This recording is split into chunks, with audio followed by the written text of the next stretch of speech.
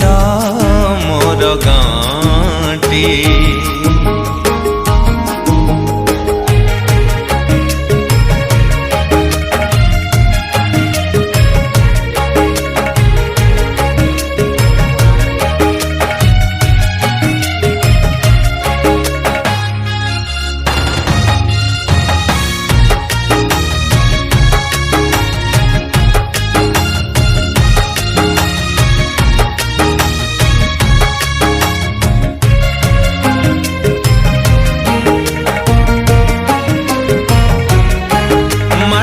से सरग मोर सेठी अछि मोसठी घर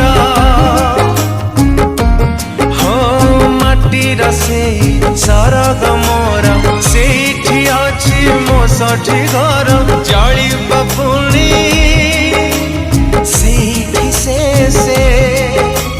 जली बपुणी सेठी से मोहरी चितानिया दी छोटा मोर गाँटी।